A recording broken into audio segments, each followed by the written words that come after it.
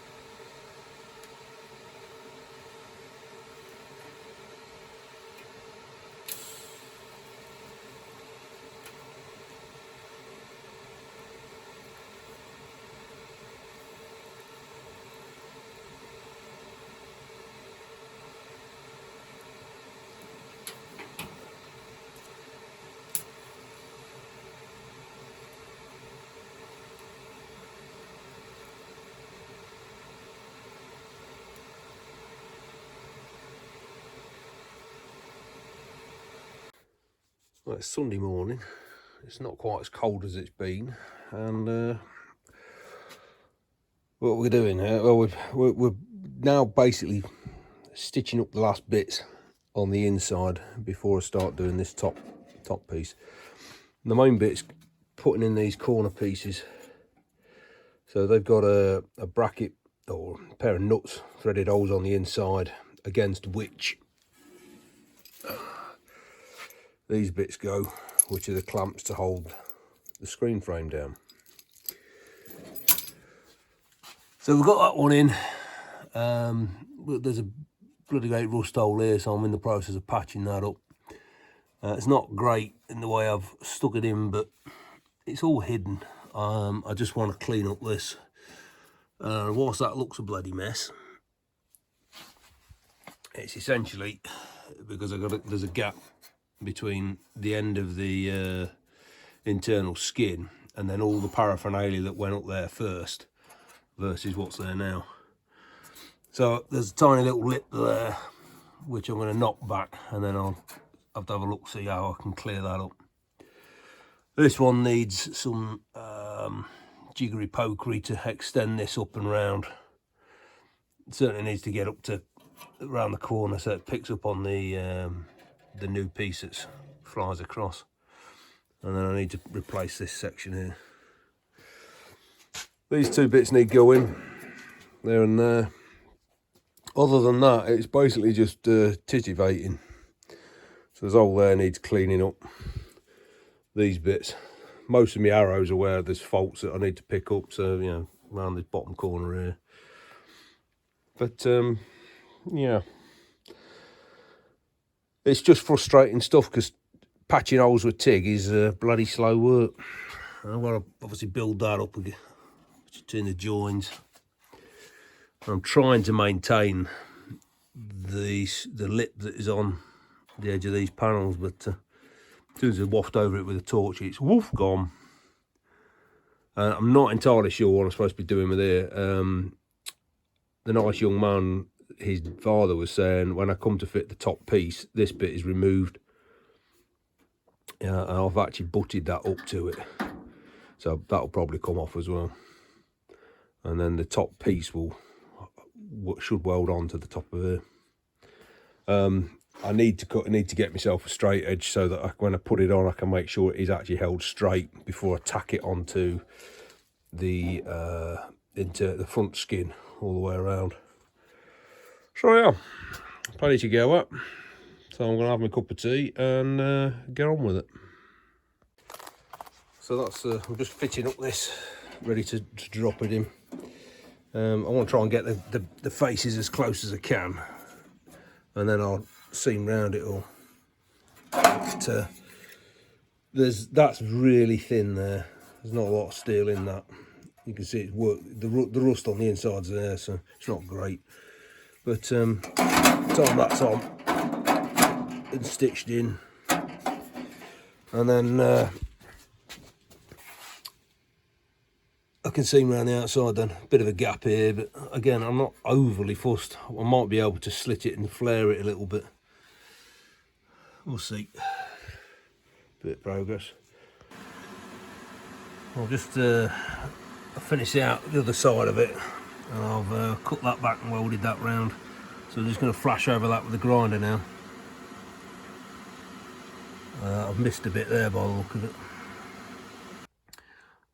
Well, there's still lots of faults, there's lots of inclusions and shit, but it's on, it's rigid. There's that, I think from memory, there's a board which sits over it with a series of holes through that the cables get dragged through with grommets. So it's not even bloody visible. Right, so I've got left on this side now, which is the passenger side. I've got to seam that, and then I've got to cut and insert that trough round. But before I'm going to do that, I'm actually going to fit the other one of those and tidy up the inside of that corner and fit the internal corner panel up there. Just because then I'm kind of keeping the work symmetrical, which helps with my OCD. So that's welded in from the other side. A bit, you can see I've got a goodly sized hole all the way around, probably touching there. That's what, 3/16, maybe a bit more, maybe even a quarter. So a bit of messing about with that one. What I'll do is I'll grind it until grind it back to give me sort of 1/8 of an inch, and then I'll flare the 1/8 of an inch over to try and close a gap, and then lay the wire round as I'm moving the torch. Worked on that one. Anyway, that's me done. That's another 6 hours of my life I'll not get back. Anyway, it's getting there slowly. Here's one I set up earlier. Basically chopping out this piece. Probably put a seam somewhere down behind that hinge. And then tacking it in so it's a nice smooth joint around here. Now, one thing I have noticed, I've had a distortion issue as a result of being a shite welder, and I put a bow in across the front face such that if I put a straight edge across it, the gap between that point and the straight fence, when it was touching in middle there, I'd got the best part of 1/2 inch gap. I've got that down. It's about 1/4 of an inch now, and what I've noticed is that seam's lifted. When it got welded in there, or when I welded it in there, I had a couple of clamps and the screws in, but you can see that's supposed to be flush fitting and it's not. What I'm concerned about is if I chew that out with a grinder and the 2 plugs that I did, what's going to happen to that now? Because it's took me a bloody age getting it back to something approaching acceptable. So what I'm going to do is clean up that face, fit the piece around here, tack it back to that, and then decide whether I'm going to cut that through, because I could fill it. I'd rather not, but there's what, I don't know, further out you go the worse it is, and I can't see another way of getting around that. I've not welded this side, so it's flat. So I really want to know what it is I've done wrong up there. I think when I've gone down the seam, it's pulled, and then I've filled the holes, and they've pulled it a bit more. But that didn't stack up with what I was seeing on the overall bend, because whilst this panel's pulled out there, it's pulled in here because of what I've welded up behind. I'll waffle on. Anyway, yeah, it's not been, let's just say it's not been as fluid as we would have liked. So I'm going to get the grinder out and start chopping this up. A bit of an expensive spare part for what I'm using it for there. And then this end will go into that piece. I think these are about 40 quid a piece. But there we go.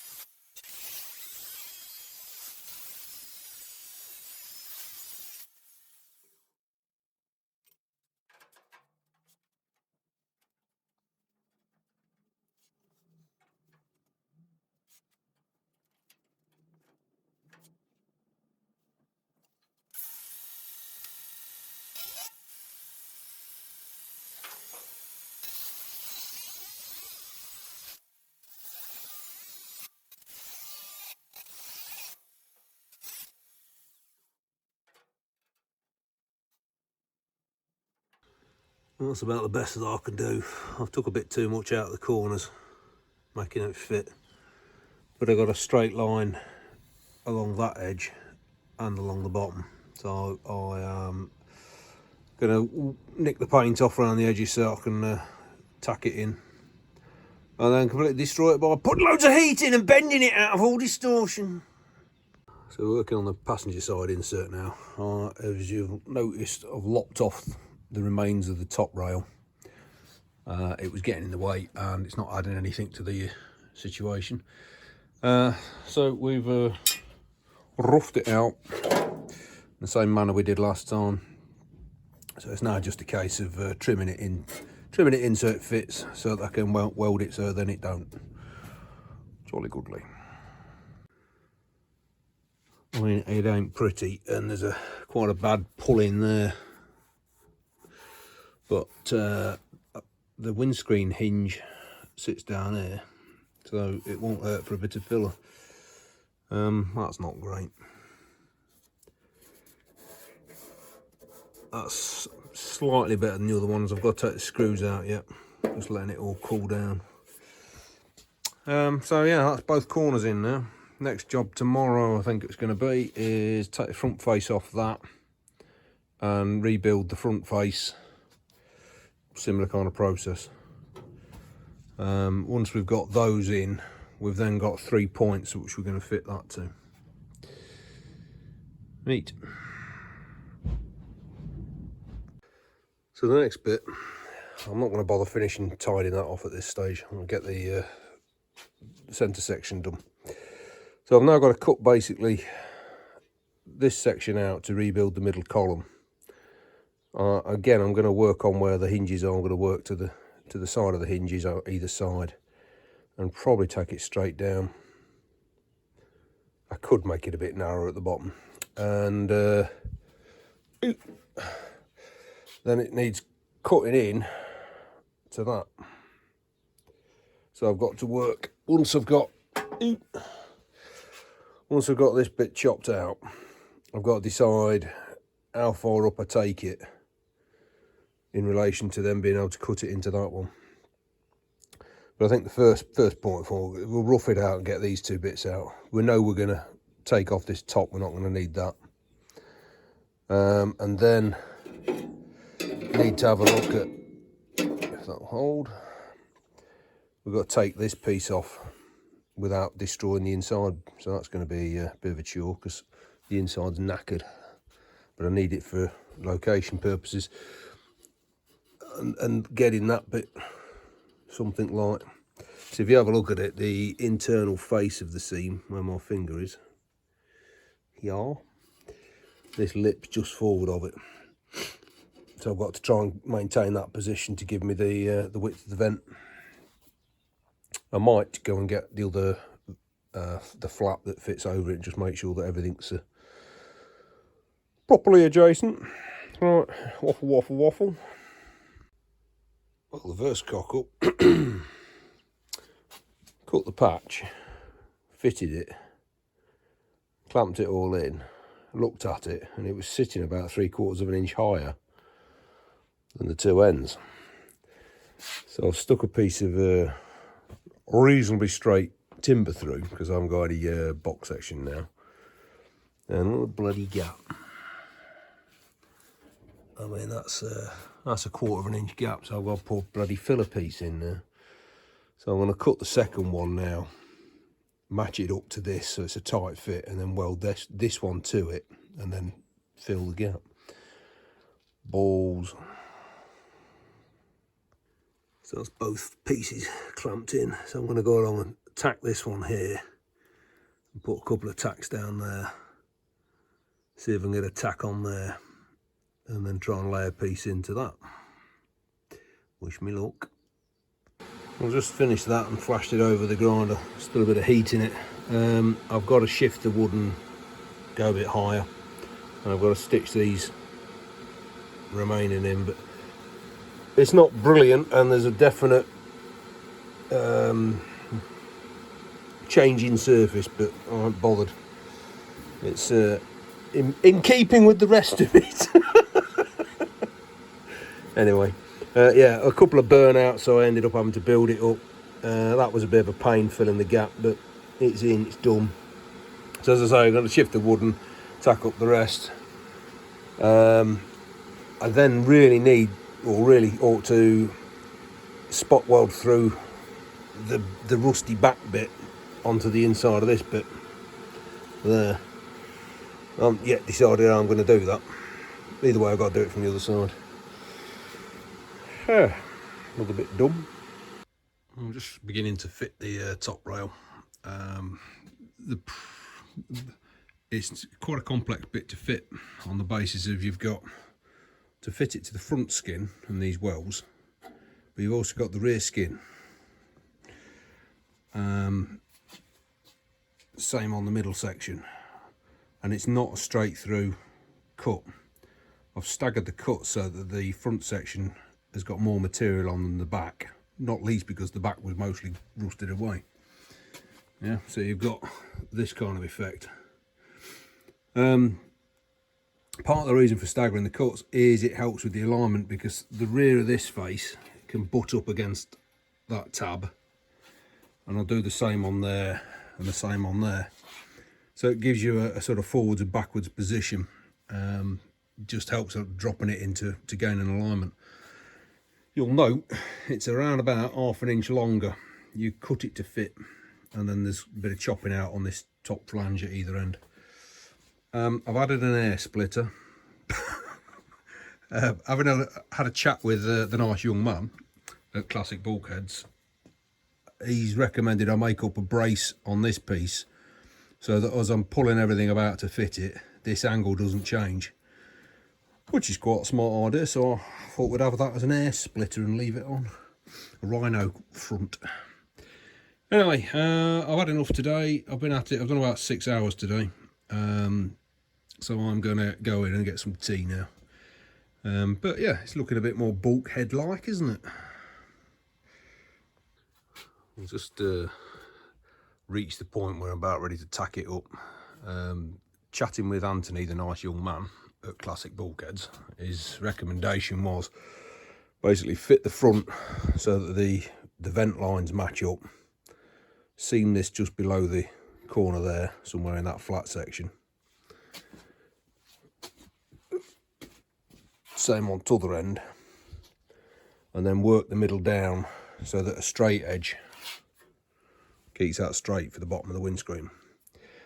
Once you've tacked in the front, is what his father was saying, who must also be a very nice man, was basically twist it down against the front pins and tack it into the back.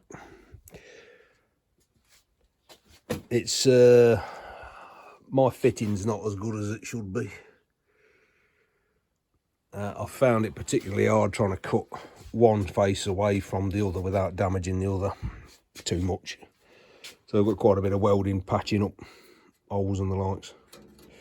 Anyway, I'm going to give these a quick whiz off with a flat disc and get 6 tacks across it, and then see if I can pull the back down.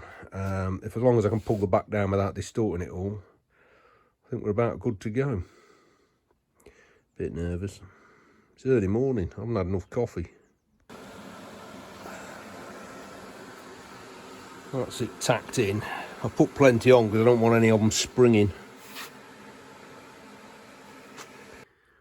Well, I'm a few hours further on from the last clip. What I've got, or the situation has developed. Having tacked the front in, there's a couple of things to check. One is that the angle of this, which is the windscreen seat, to that should be 90 degrees or as near as damn it. And obviously you don't want it twisted down its length. What I found, having started to check it over, was that I'd got a slight twist in it, and to eradicate the twist I've had to unstitch this side and move it. Now I've got my 90 degrees there, and if you like, this is now an even plane. I've just to verify that I hadn't messed up the middle dimension, I've taken the measurement from the middle of that fold there to the top of this, and it's within 1 millimetre each end now. So Christ knows what I was looking at when I did that. So I've now got a hole to fill. Well, it's more of a trench, isn't it, rather than a hole. I'll have to get out the extra thick filler rod. Well, I've had to have a break on account of it's walkies time. What we doing, Skippy? Hmm? Say hello to the nice young people on YouTube. Oh, that's it, show me your snout. Eh? Yeah, I know. Anyway, we've had another 4 or 5 hours on this today, and pretty much got the top rail in. I'll flip you around and show you where we're at. Where's it, Sky? Yeah, I know. So, pretty much got this in now. It's as straight and true as I can get it. It's not easy showing you because of parallax, but the key thing is that that's at 90 degrees and that is a flat plane and not twisted. And then there's some brackets we've made up, which I've got to put on the back. So the rest of the work is basically cleaning it up. It needs a bit more touching around here, where I've ground it a bit too heavily here. Cleaning these up, finish welding round these sections and making sure that everything's seamed up. Take off the air splitter. And the same around this end, another plug to put in there, clean that down. Maybe look at addressing some of this. But ostensibly the main work's done. It's the tickling it up now, filling these gaps, trim the end. I've then got to trim this to the profile that came off and put all the relevant ills in. And as I say, weld on that. There's a bracing piece which is somewhere round here, in here and there. And then there's a few brackets to go on around here. And then after that, it's basically tidying it up. I have bought a few bits, I'll show you now. Just to help with tidying it up, I got, that's a power sander thing, finger file, 30 quid. And I'm going to give a try to these, which are a new supplier for abrasive flat wheels and the lights. So we'll get them out and have a look at them.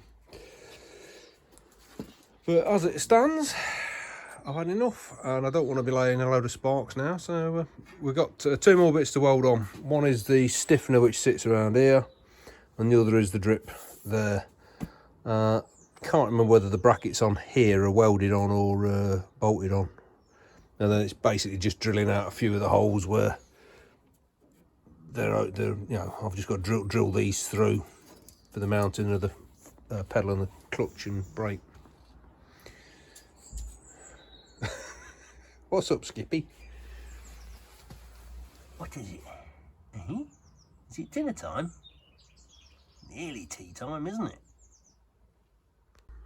Well, I was hoping to have this finished end of this week. It's Friday night.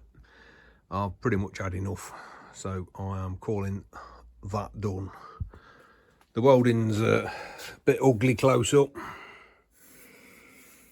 but I've been over it and I've checked everything's where it should be. The thin patches have been dealt with.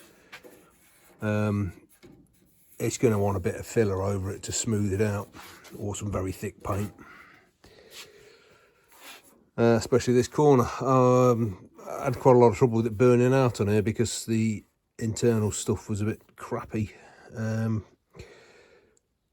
But I've got to weld on the windscreen hinges after I've rebuilt them. One there and one at the other side. And then there's the drip channel and the stiffener. But for now, I'm calling that top rail in, done. I've got to flip it round and touch up the inside edges, and there's a bit of a repair there. I think without a doubt that's been the most troublesome of the repairs. Just keeping the alignment, making sure that it's true down that, not twisted, and that angle's kept right. And then this one, so I've still got to put on the rear brackets which support that lip against that and down. Yeah, I have in fact had enough. Be glad when it's done. Well, it's the last weekend of February. It's feeling very spring-like. There's been a hard frost this morning. There's not many people about.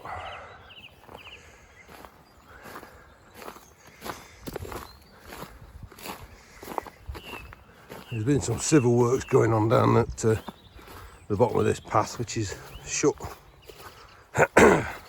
Unless you inadvertently walk past all the signs looking the other way. So I thought I'd come down for a nosy. Seem to be digging it out underneath the railway track, which runs just up there.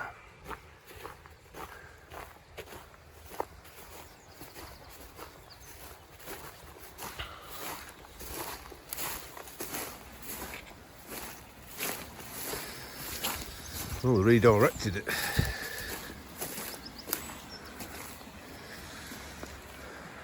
So that route there was the original route of the brook, and there was a couple of old mill workings there.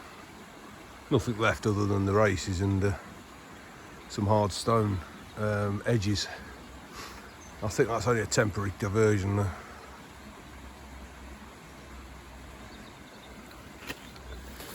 It's a bit of a swamp up here.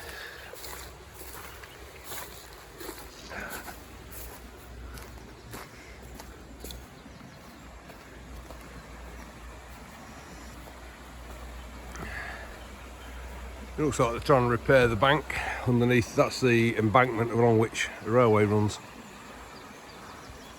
They've had some gear down here though.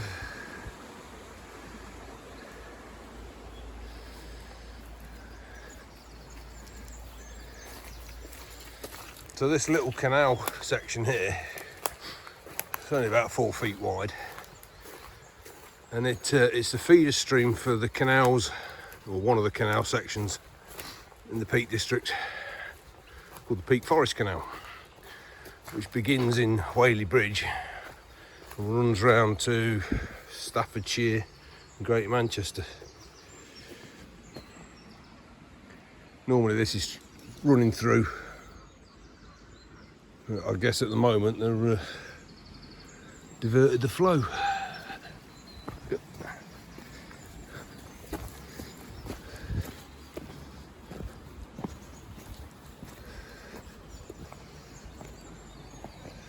Yeah, put some gear down.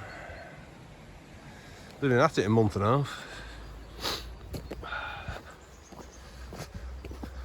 Mind you, there's probably 8 diggers and 1 driver.